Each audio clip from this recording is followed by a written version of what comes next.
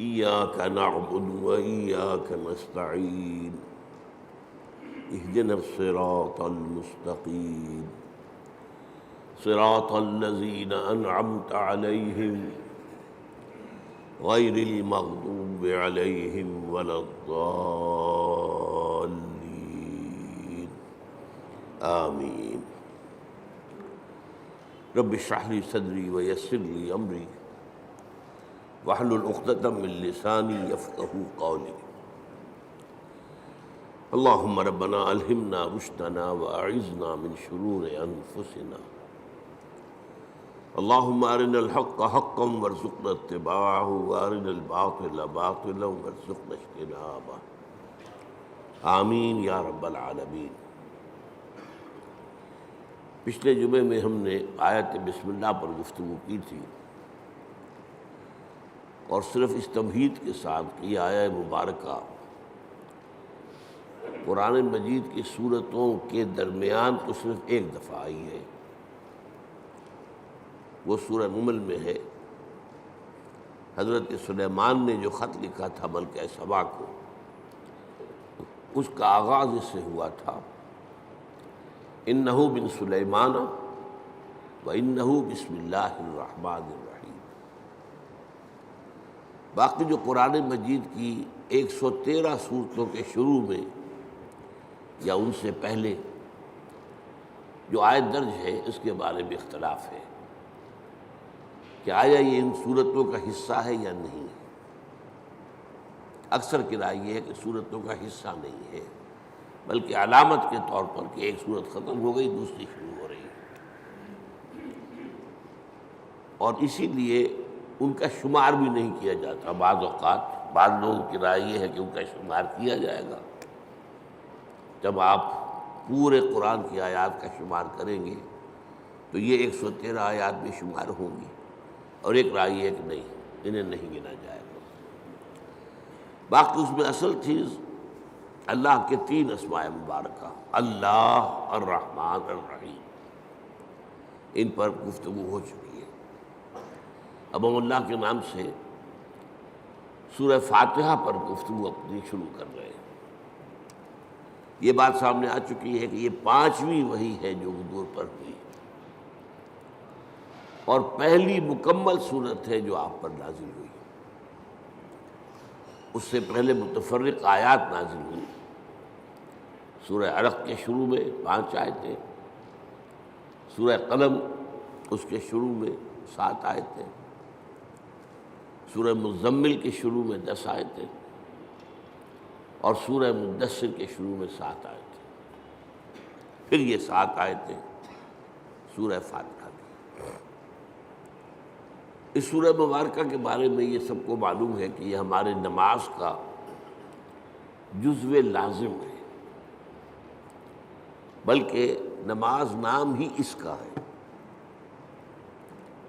گویا کہ اصل نماز یہی ہے۔ اس لیے کہ ایک حدیث میں جس میں، اور حدیث قدسی ہے، حضرت ابو ہریرہ رضی اللہ تعالیٰ عنہ راوی ہے، مسلم شریف کے اندر روایت موجود ہے، اللہ تعالیٰ نے خود اس سورہ مبارکہ کا تجزیہ کرتے ہوئے فرمایا ہے، قسمت الصلاۃ بینی و بین عبدی نصفین، میں نے نماز کو اپنے اور اپنے بندے کے درمیان آدھا آدھا تقسیم کر لیا۔ اور پھر شرح کی حضور نے صلی اللہ علیہ وسلم کہ 3.5 آیتوں میں اللہ کی حمد و ثنا ہے اور اللہ کی بندگی کا اقرار ہے، یہ تو اللہ کا حصہ ہو گیا۔ باقی 3.5 آیتوں میں اللہ سے استدعا ہے، دعا ہے، یہ گویا بندے کا حصہ ہوا۔ تو اس حوالے سے یہ چیز تو بالکل طے ہے کہ یہ 7 آیتوں پر مشتمل ہے۔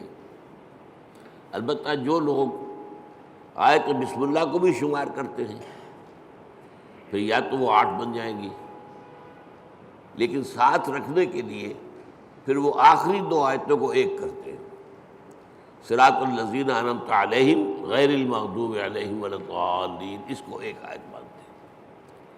اسی لیے آپ نے دیکھا ہوگا قرآن مجید میں وہاں پھر وہ آیت کا گول نشان نہیں ہے بلکہ وہ 5 کا حصہ لکھا ہوا ہے، یعنی گویا کہ یہاں کچھ اختلاف ہے۔ آج ہمیں اس کی پہلی آیت کے بارے میں بات کرنی ہے۔ الحمدللہ رب العالمین۔ سب سے پہلے ہمیں سمجھنا حمد کسے کہتے ہیں۔ حمد کا ترجمہ عام طور پر کیا جاتا ہے تعریف، کل تعریف ہے اللہ کے لیے، یا تمام تعریف اللہ کے لیے،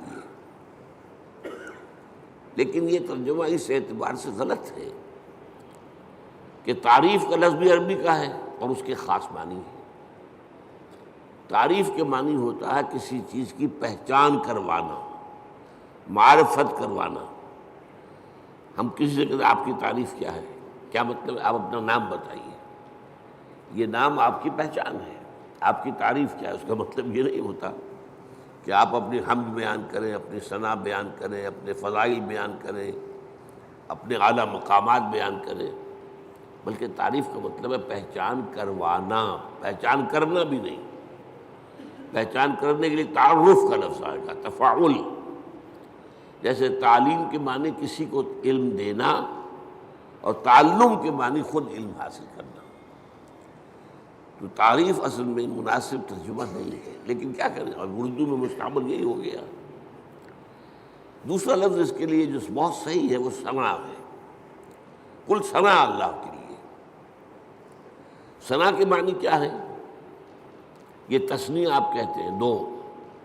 ثنا کے معنی لپیٹنے کے لیے، کسی میں جو ہم نے خوبی دیکھی وہی ہم نے اس کے سامنے بیان کی، گویا کہ اس کی خوبی کو اس کی طرف لوٹا رہے ہیں، یہ ثنا ہے۔ کل ثنا اللہ کے لیے ہے، تو جو بھی خوبیاں ہیں جس کی کہ اس اعتبار سے اس کی طرف اس کو لوٹایا جائے تو یہ ثنا ہو جائے۔ اب تیسری بات سمجھیے، تعریف اور ثنا بھی اس کا اصل مفہوم نہیں ہے، اس کا بنیادی مفہوم شکر ہے۔ کل شکر اللہ کے لیے۔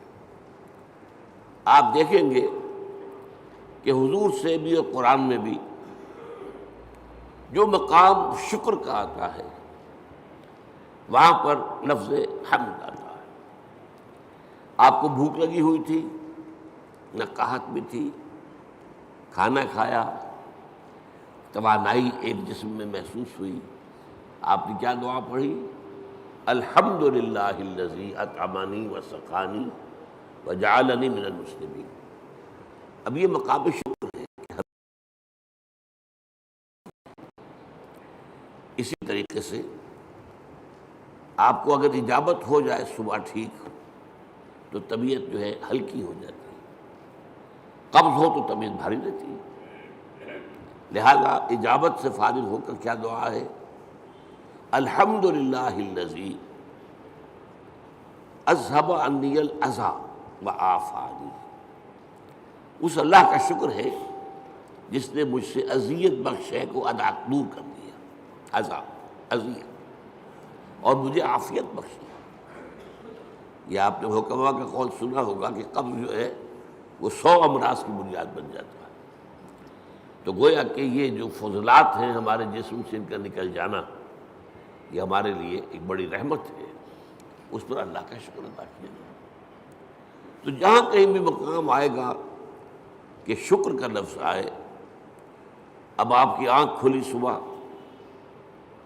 رات بھر کی کیفیت نیند کی جو تھی، آپ کا شعور آپ کے پاس نہیں تھا، اور ایک حدیث سے معلوم ہوتا ہے، قرآن مجید کی آیت سے بھی، کہ روح جو ہے وہ اللہ تعالیٰ نیند میں سلب کر لیتا ہے۔ جان رہتی ہے لیکن روح نکال لیتا ہے۔ اللہ یتوفی الانفس حین موتہا، لیکن یہ کہ موت میں بھی نفس آتا ہے، والذی لم تمت فی منامہا، اور جس کی موت کا وقت نہیں آتا اس کی نیند میں وہ اللہ تعالیٰ روح کو سلب کرتا ہے، پھر لوٹاتا ہے۔ تو اب اس کو گویا کہ حدیث میں کہا گیا کہ یوں سمجھیے کہ نصف موت تو ہو گئی نا، اور ہم کہیں گے کہ نیند جو ہے موت کی بہن ہے، اس کی دعا کیا سکھائی حضور نے؟ الحمدللہ الذی احیانی بعدما اماتنی والیہ النشور. اس اللہ کا شکر ہے جس نے مجھے از سر نو زندگی دی، اس کے بعد کہ مجھ پر موت طاری کر دی تھی. موت کی بہن تو مجھ پر طاری ہو گئی تھی، نیم مردہ تو میں ہو چکا تھا کہ میرا شعور جو ہے وہ نہیں تھا میرے ساتھ.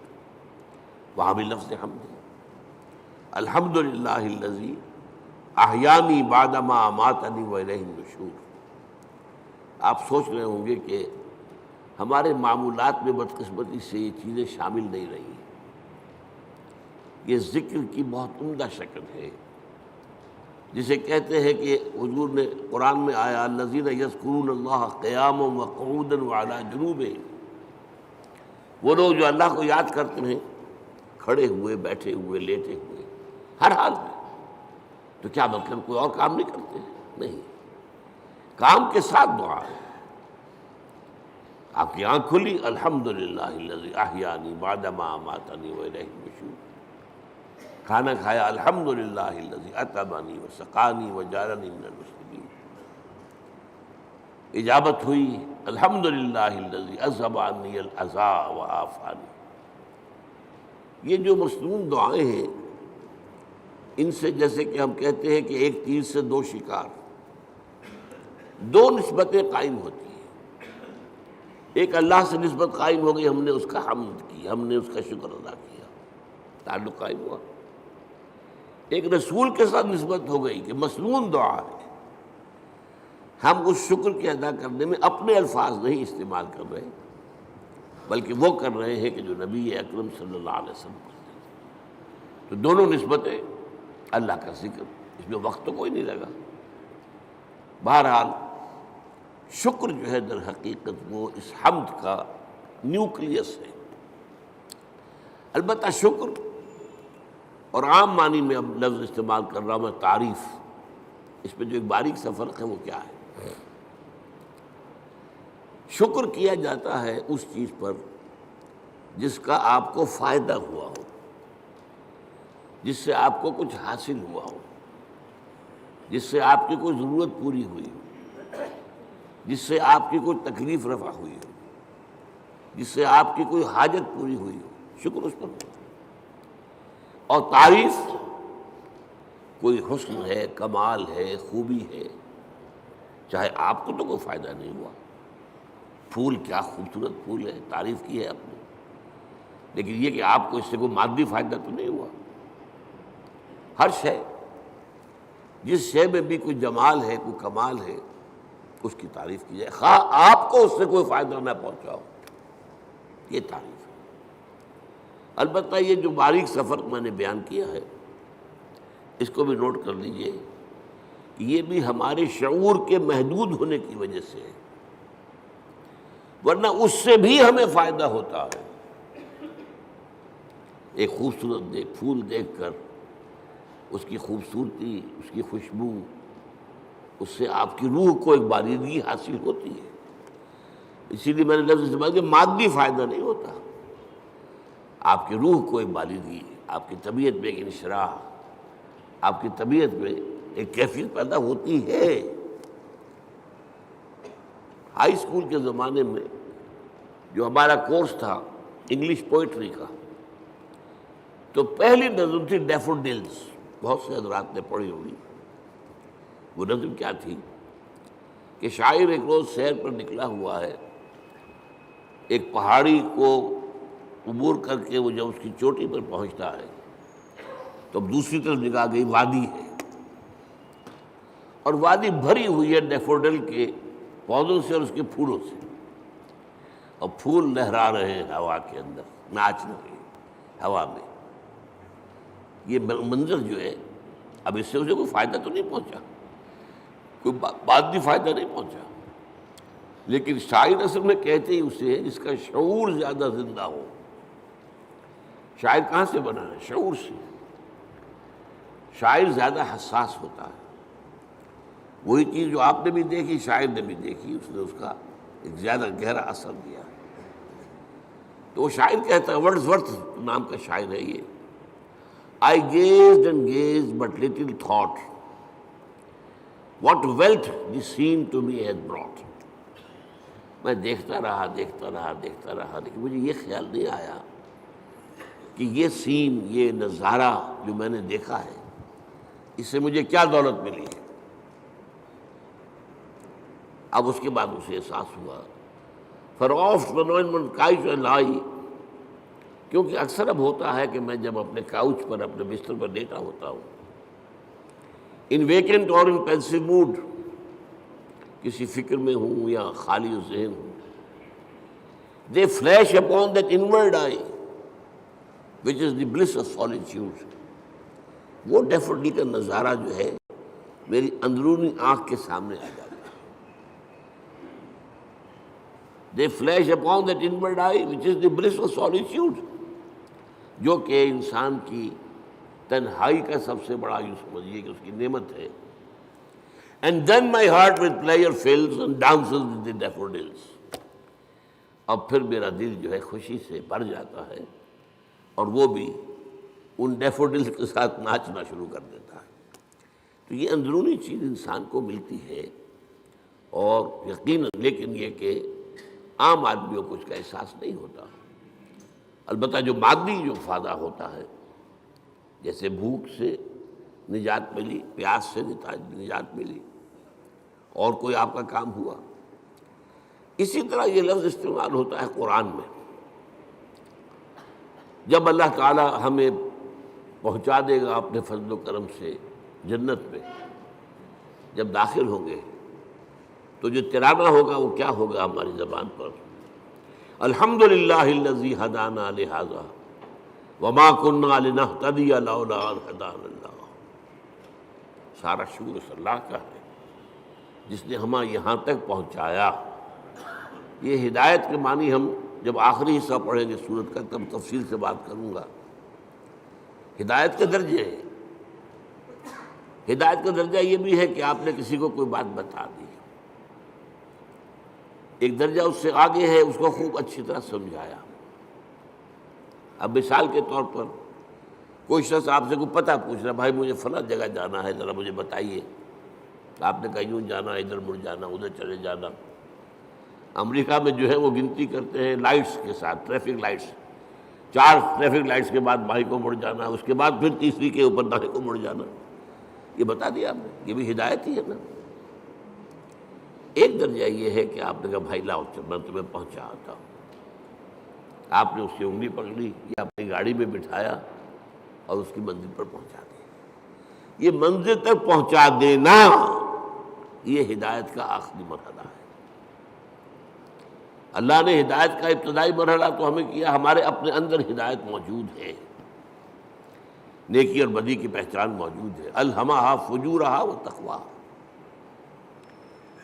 ہماری روح کے اندر اللہ کی معرفت بھی ہے اور محبت بھی ہے، موجود ہے۔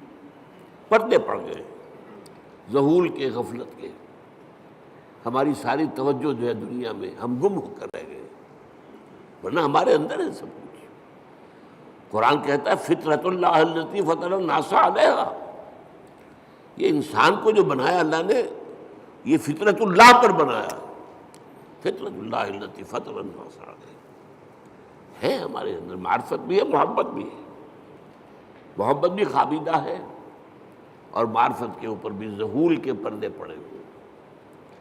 اسی لیے قرآن اپنے آپ کو کیا کہتا ہے؟ تذکرہ، کلا انہا تذکرہ، یاد دہانی ہے۔ فذکر بالقرآن من یخاف وعید، آپ تذکیر کیے، یاد دہانی کرائیے۔ یہ تعلیم نہیں ہے، تعلیم تو اس چیز کی ہوتی ہے جو پہلے انسان کو معلوم نہ ہو۔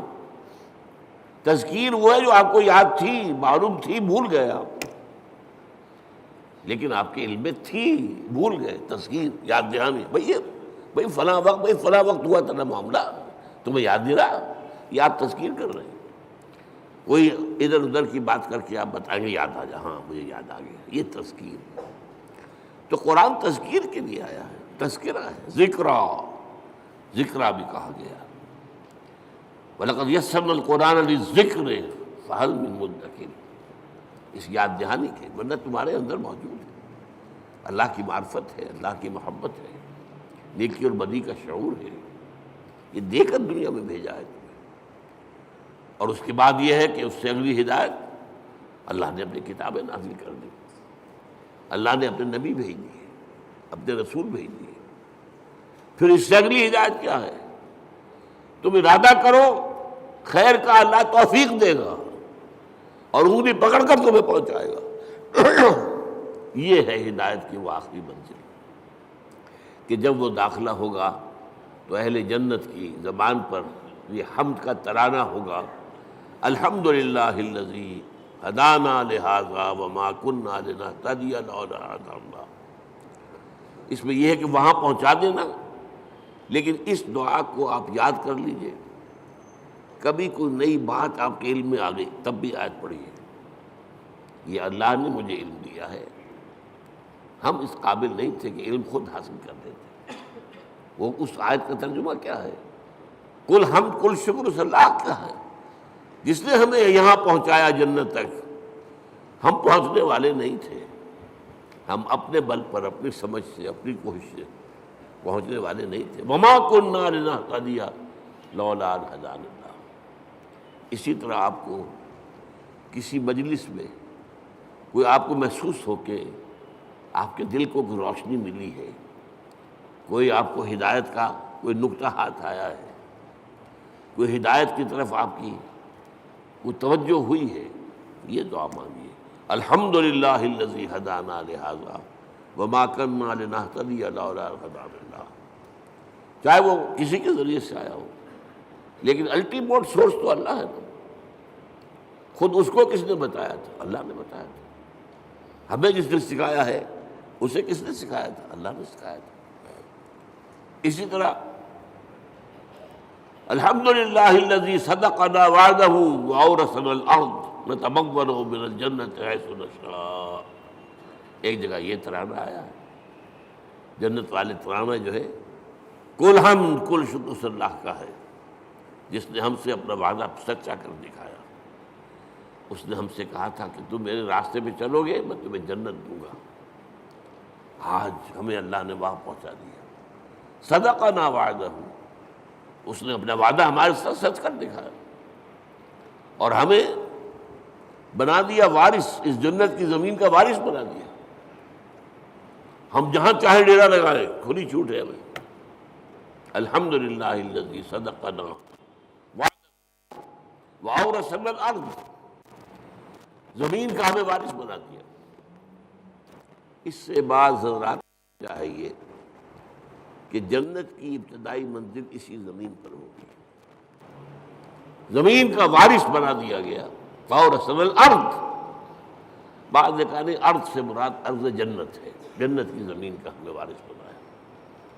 لیکن میری ذاتی رائے بھی یہی ہے، اصل میں حساب کتاب یہی ہوگا، میدان حشر اسی زمین میں ہوگا، اس لیے کہ قصہ زمین برسر زمین، آپ نے نیکی یہی کمائی ہے، بدی بھی یہی کمائی ہے، اس کی سزا بھی یہی ہوگی اور اس کی جزا بھی شروع یہاں ہوگی، لیکن شروع ہوگی، جزا کے مرحلے ہیں، پھر اس کے بعد جنت، آسمانی جنتوں کی طرف عروج ہوگا۔ لیکن وہ جو میں نے کئی دفعہ آپ کو بتایا ہے، قرآن مجید میں ایک نزل کا لفظ آتا ہے، نزل، اور ایک عربی میں ضیافت کا لفظ، ان دونوں میں فرق کیا ہے؟ نزیل کہتے ہیں کسی مہمان کو جب کہ وہ فوراً آیا آپ کے ہاں، نزلہ اترا، کوئی اونٹ سے اترا آپ کے دروازے پر، نزیل ہے، گھوڑے سے اترا آپ کے دروازے پر، نزیل ہے، کسی خچر پر تھا، گدھے پر تھا، اترا، نزیل ہے۔ آج آپ کار سے اترتے ہیں، نزیل ہے، نزلہ تو ہے۔ آتے ہی آپ کیا کرتے ہیں؟ موسم کے لحاظ سے کوئی ٹھنڈا یا گرم، فوری طور پر ٹھنڈا یا گرم جو ہے اس کی تواضع کی جائے گی، پھر ضیافت ہوگی، پھر اہتمام ہوگا، پھر جو ہے آپ اہتمام کے ساتھ کھانا تیار کریں گے، وہ ضیافت ہے۔ یہ جو قرآن مجید میں یہ نقطہ جو ہے بعض لوگوں کو بہت پریشان کرتا ہے، ذرا لطیف مزاج رکھنے والے لوگوں کو کہ کیا جنت کے اندر اللہ تعالیٰ حوریں ہوں گی، غلمان ہوں گے، شہد ہوگا، دودھ ہوگا، پھل ہوں گے، یہ مادی چیزیں جو ہیں ان کی کیا قدر و قیمت ہے؟ کیا یہی کچھ ملنا ہے؟ اس کا جواب یہی ہے، یہ نزل ہے، ابتدائی جو ہے مہمان نوازی اس سے ہوگی۔ اور کیوں ہونی ہے؟ ایک بندہ مومن اپنے راستے پر اگر وہ چلتا ہے ایمان اور اسلام پر، تو اس دنیا میں نعمتوں میں سے اکثر آلات میں محروم رہتا ہے۔ حلال کے ذریعے سے کہاں آپ پھل لائیں گے، کہاں اپنے بچوں کو پھل کھلائیں گے؟ آپ کو ٹنڈی ترشی کے ساتھ جو ہے آپ نے اپنے نفس کے اوپر بھی قابو رکھا ہے، آپ نے کوئی جنسی جو ہے بے راہروی اختیار نہیں کی ہے۔ یہ جن خواہشات کو جو اللہ نے ہمارے اندر رکھی ہوئی ہیں ان کو کنٹرول کیا، روکا ہے۔ نہى النفس عن الهوى، خواہشات سے اپنے نفس کو روکے رکھا۔ تو میں کہتا ہوں اس کا منطقی جگہ یہی ہونی چاہیے کہ ان خواہشات کی بھرپور تسکین کا سامان کر دیا جائے جن سے تم نے ہمارے راستے پر چلنے کی وجہ سے اپنے آپ کو محروم رکھا۔ لیکن یہ نزل ہوگا، آخری جنت کے جو نعمتیں ہیں جو اور آگے درجے کھلیں گے، پھر چڑھنا ہوگا، صعود ہوگا۔ اس صعود کے بارے میں تو فرمایا ما لا عین رأت ولا اذن سمعت وما خطر علی قلب بشر۔ وہ جو اوپر کی جنتیں ہیں ان کی نعمتوں کے بارے میں حضور کے الفاظ ہیں، وہ تو وہ ہیں جو نہ کسی آنکھ نے دیکھی، نہ کسی کان نے سنی، نہ کسی کے دل میں ان کا احساس اور ادراک وارد ہوا۔ وہ یہاں بیٹھ کر تو ہم اندازہ کر ہی نہیں سکتے۔ یہ تو ہم اندازہ کر سکتے ہیں نا کہ وہاں انگور ہیں، وہاں کھجوریں ہیں، وہاں جو بھی ہیں پھل ہیں، رمان ہیں، انار ہیں، وہاں دودھ ہے، وہاں شہد ہے، وہاں ہر چیز موجود ہے، یہ تو ٹھیک ہے۔ اگرچہ ان کے ذائقے جو ہوں گے وہ یہاں کے ذائقے کے مقابلے میں، چنانچہ 30 سے جو رکوع ہے سورہ بقرہ اس میں کہا گیا اتوبہ متشابہہ، وہ ملتی جلتی چیزیں ہوں گی۔ یہ بھی انار ہے، یہ انار، لیکن جنت کا وہ انار کچھ اور ہی ہوگا، یعنی اس کا ذائقہ آپ کے اس وقت تصور نہیں کر سکتے۔ اس انگور کا ذائقہ کچھ اور ہی ہوگا۔ آپ شہد جو ہے دنیا کا کتنا کھا لیں گے، تھوڑا سا لے کر دل بھر جائے گا، وہ شہد ایسا نہیں ہوگا۔ جیسے وہاں کی آگ ایسی نہیں کہ ایک دفعہ جلا دے تو بس جل گیا جسم، نہیں، پھر کھال دے دی جائے گی، پھر جو ہے دوبارہ اس کے اندر حس پیدا کر دی جائے گی۔ اس لیے کہ حس جو ہے وہ سینسٹیونیس جو ہے وہ تو اسی میں، کھال میں ہے۔ کھال جلنے کے بعد آپ کا گوشت جل رہا ہوگا تو آپ پتہ بھی نہیں چلے گا کیا ہو رہا ہے، اس لیے کہ اس میں سینسیشن ہے ہی نہیں۔ تو بہرحال جنت کی نعمتوں کو میں آپ سے عرض کر رہا تھا کہ یہ یہیں پر میدان حشر ہے۔ اب میرا گمان ہے، اب یہ باتیں جو ہیں وہ یقین کے درجے میں نہیں ہے، نہ ان کو اس بانی میں آپ لیجئے۔ میرا گمان یہ ہے کہ جہنم اس زمین کے پیٹ میں موجود ہے۔ آپ کو معلوم ہے جو وہاں کی گرمی ہے، جب آتش فشاں پھٹتا ہے تو کیا نکلتا ہے؟ لاوا۔ وہ چٹانیں جو ہیں پگھلی ہوئی، وہ لاوا، وہ سارا تو پیٹ میں ہے۔ اب کیا ہوگا سوچئے، ایک گیند ہے، فٹ بال ہے، اس کے پیٹ میں کچھ ہے۔ جب آپ اس گیند کو کھینچیں گے ادھر سے ادھر سے، چپٹی ہوگی تو درمیان کی چیز باہر آ جائے گی کہ نہیں؟ وَإِذَا الْأَرْضُ مُدَّتْ وَأَلْقَتْ مَا فِيهَا وَتَخَلَّتْ۔ وہ دن قیامت کا کیا جب زمین کو کھینچا جائے گا۔ وَإِذَا الْأَرْضُ مُدَّتْ إِذَا السَّمَاءُ انشَقَّتْ وَأَذِنَتْ لِرَبِّهَا وَحُقَّتْ وَإِذَا الْأَرْضُ مُدَّتْ وَأَلْقَتْ مَا فِيهَا وَتَخَلَّتْ وَأَذِنَتْ لِرَبِّهَا وَحُقَّتْ۔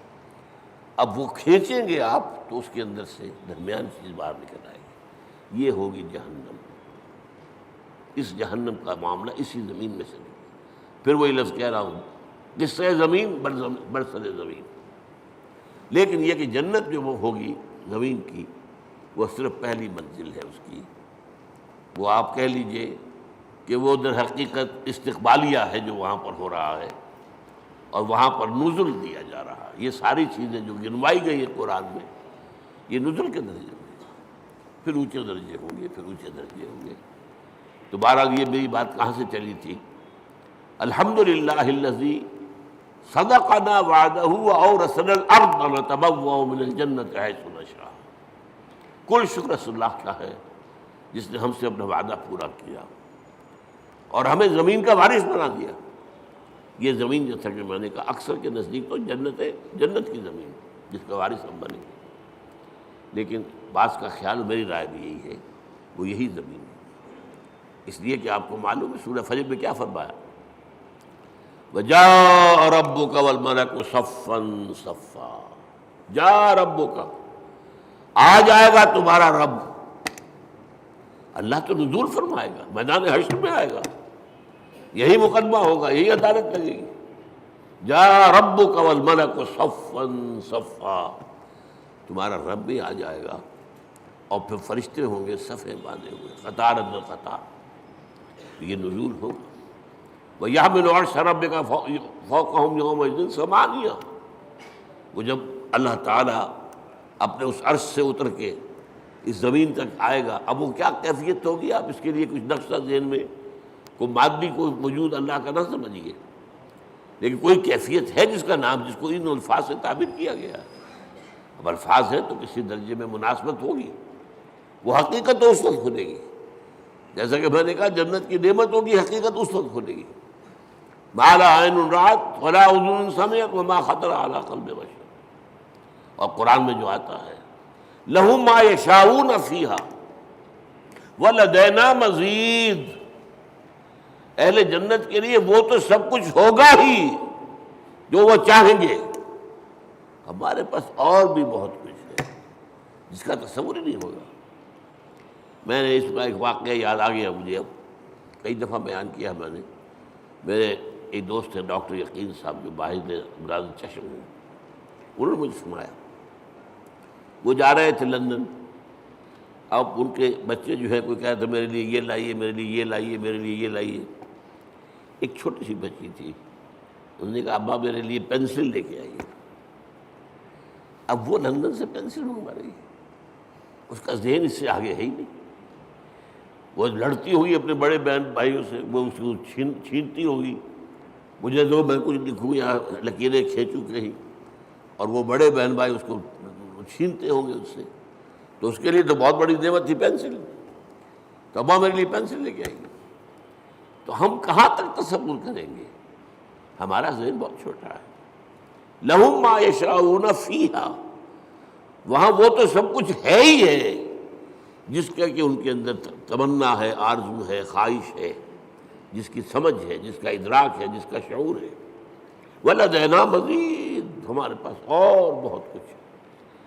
اور یہاں وہ جوڑ لیجئے ما لا عین رأت ولا اذن سمعت وما خطر علی قلب بشر۔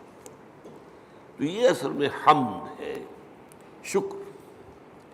الحمدللہ، یہاں الف لام جو لگ گیا ہے، اور اسے اصل میں کہا جاتا ہے لام، صرف الف لام نہیں کہتے، لام تعریف۔ الف جو ہے یہ حمزۃ الوصل کہلاتا ہے، کیونکہ کوئی لفظ جو ہے وہ ساکن لفظ سے شروع نہیں ہو سکتا۔ اب اسٹیشن، اب کیا کہیں گے، سٹیشن ہو جائے گا عام طور پر، یا یو پی وغیرہ میں کیا روایت تھا، اسٹیشن، وہ اس کے ساتھ الف لگا لیتے تھے۔ سکول، سین ساکن ہے، کیسے بولے اس کو، کوئی زبر لگے گا یا وہ اسکول اسٹیشن۔ تو ہمارے ہاں کالج میں چڑھاتے تھے لوگ ایک دوسروں کو، جو یو پی سے آئے تھے، ان سے کہا آج تم اسکول کہتے ہو، تم اسٹیشن کہتے ہو، اور وہ کہتے تم سٹیشن کہتے ہو، تم سکول کہتے ہو۔ تو یہ ہے، تو یہ حمزۃ الوصل کہلاتا ہے، جوڑنے کے لیے، ورنہ صرف لام ہے، لام تعریف۔ یہ لام بہت سی قسموں کا ہے۔ ایک تو کسی شے کو نکرہ سے معرفہ بنا دینا، العلم،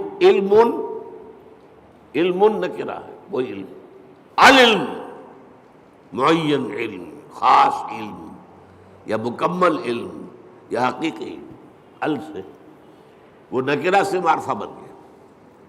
ایک ال کا معنی یہ لام جو ہے حصر ہوتا ہے.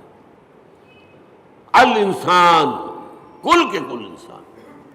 الانسان کا مطلب یہ ہوا یا تو وہ جو معرفہ بنایا تو یا تو ہوگا کوئی معین انسان اور یا کل انسان. والعصر ان الانسان لفی خسر. زمانے کی قسم ہے تمام انسان خسارے میں ہیں، گھاٹے میں.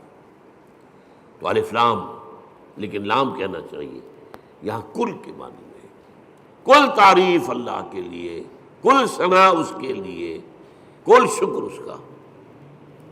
اب آپ نے سوچا اس سے کس چیز کی جڑ کٹ گئی؟ شرک کی جڑ کٹ گئی. دنیا کن چیزوں کو اللہ کے ساتھ جمع کرتی ہے جن سے انہیں کوئی فائدہ پہنچتا؟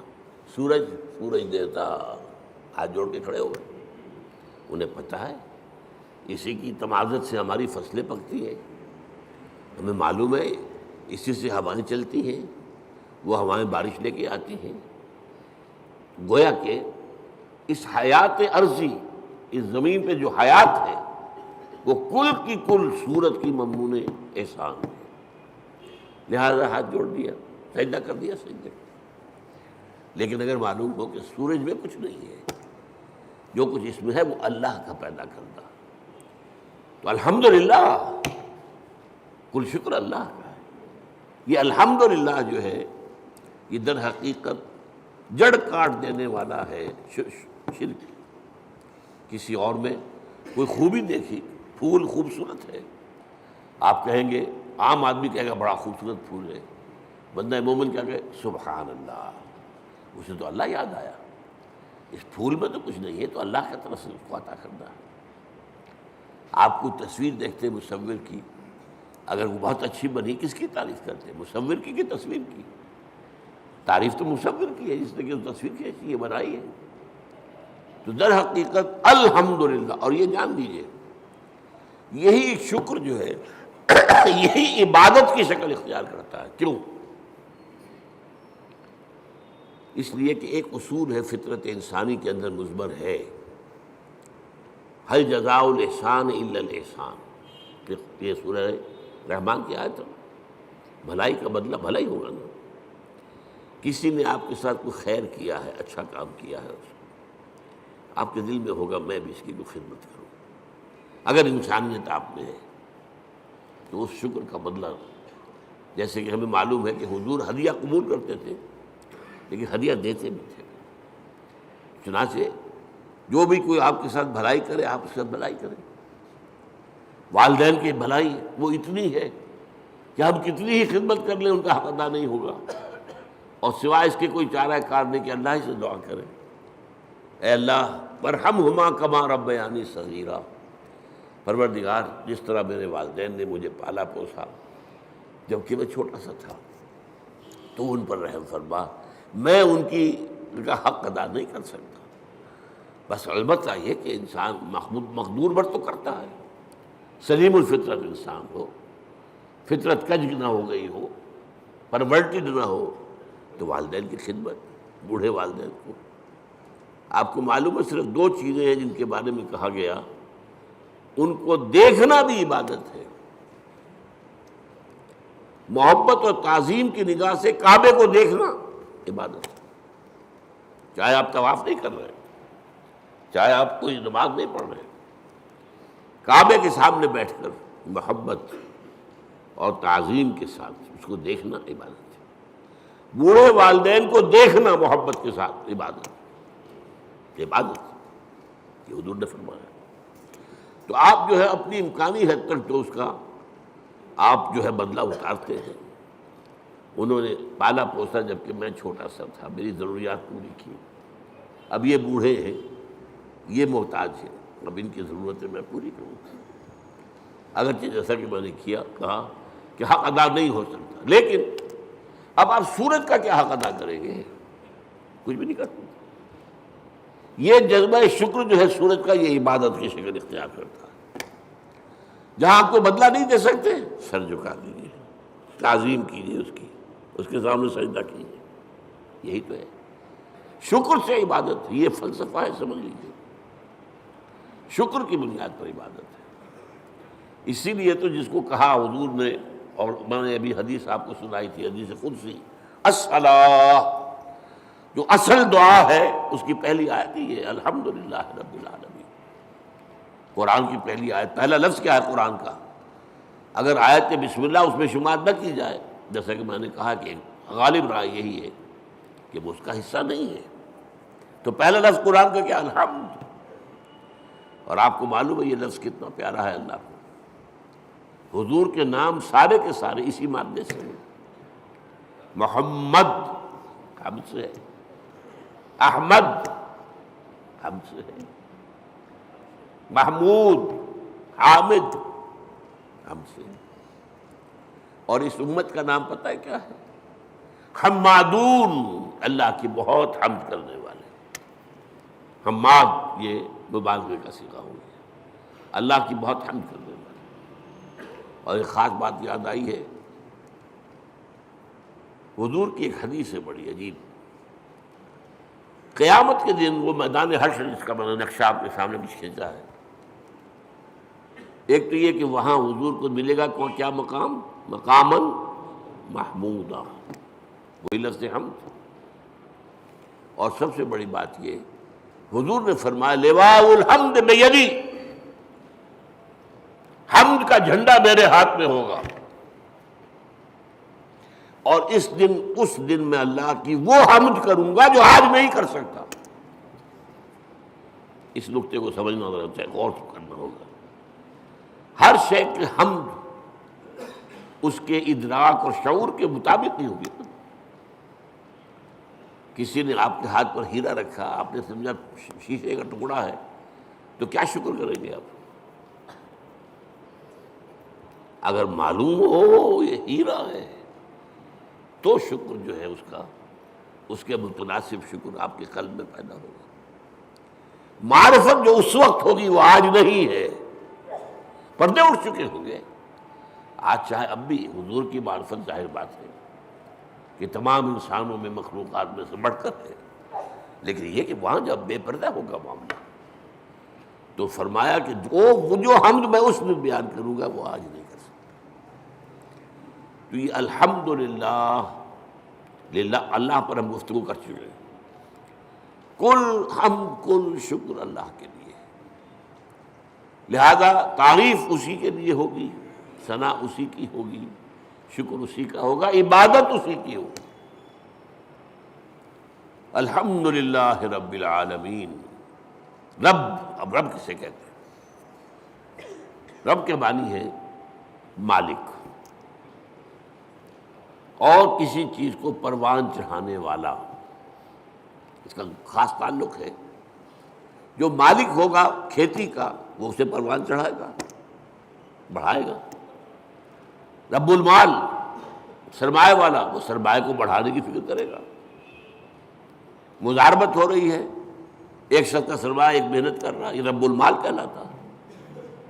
رب المال، رب الدار، گھر کا مالک، تمام جہانوں کا رب۔ اب یہ تمام جہان کون سے ہیں؟ ایک عالم دنیا ہے، ایک عالم آخرہ ہے، ایک عالم برزخ ہے، ایک عالم ملکوت ہے، ایک عالم ملائکہ ہے، ایک عالم حیوانات ہے، ایک عالم انسانیت ہے۔ جتنے چاہے جوڑتے چلے جائیے، یہ سارے عالم، ان سب کا رب وہی ہے۔ یہ بھی در حقیقت اسی شرک کو کاٹنے والا، یہ کوئی بھی اس میں شریک نہیں ہے، وہ ہے تمام جہانوں کا رب، تمام جہانوں کا مالک، تمام جہانوں کا مختار مطلق، تمام جہانوں کو پروان چڑھانے والا وہی۔ الحمدللہ رب العالمین، کل حمد کل شکر کل ثنا اس اللہ کے لیے ہے جو تمام جہانوں کا پروردگار ہے، پالنہار ہے، روزی رساں ہے، مالک ہے، آقا ہے، جیسا کہ آقا کے لیے بھی رب کا لفظ آتا ہے۔ جب زلیخا نے گناہ کی دعوت دی تھی حضرت یوسف کو، کیا کہا تھا انہوں نے؟ انہ ربی احسن مثوایا، یہ تمہارا شوہر جو ہے عزیز مصر وہ میرا آقا ہے، ظاہر بات ہے خریدا تھا اس نے، اور اس نے مجھے بہترین طریقے پر رکھا ہے، میرے ساتھ اس نے سلوک کیا ہے، اب میں اس کے ساتھ خیانت کروں تو مجھے کس چیز کی دعوت دے رہی ہے؟ تو رب۔ تو اسی طریقے سے حضرت یوسف کے پاس جب ایلچی پہنچا تھا جیل میں، تو کہا گیا جہاں اپنے رب کے پاس، میں نہیں جاؤں گا اس کے پاس جب تک کہ وہ معاملہ طے نہ ہو جائے جو مجھے بدنام کیا گیا تھا اور بدنام کر کے جیل میں پہنچایا گیا تھا۔ واقعی میں داغدار تھا یا نہیں؟ ارجع الی ربک، لوٹ جاؤ اپنے رب، بادشاہ کو رب کہا گیا۔ تو رب جو ہے مالک کسی شے کا، رب البیت رب المال، تو تمام جہانوں کا مالک اور آقا، تمام جہانوں کا پروردگار و پالنہار اللہ ہے۔ بس آج اسی ایک آیت پر گفتگو ہوئی ہے، اگلی آیت تو ہم پڑھ چکے ہیں الرحمن الرحیم، تو اس سے اگلی آیت تیسری جو ہے اس پر انشاءاللہ اگلے جمعے میں، میری طبیعت تو خیر اچھی نہیں چل رہی ہے، میں وعدہ کیے ہوئے ہوں ایک جگہ پر مجھے جمعہ پڑھانا ہے، حویلی لکھا، وہاں ہمارے ایک ساتھی نے مسجد بنائی ہے، تعمیر کی ہے، وہ چاہتے ہیں کہ وہاں جمعہ پہلا میں پڑھاؤں، میں نے وعدہ کر لیا تھا، تو اگر جیسا اس وقت ہوں ایسا بھی ہوا تو انشاءاللہ جاؤں گا، تو پھر شاید اگلے جمعے میں آپ سے یہاں ملاقات نہ ہو، تو اس سے اگلے جمعے میں اب مالک یوم الدین پر گفتگو ہوگی۔ اقول قولی ھذا واستغفر اللہ لی ولکم ولسائر المسلمین والمسلمات۔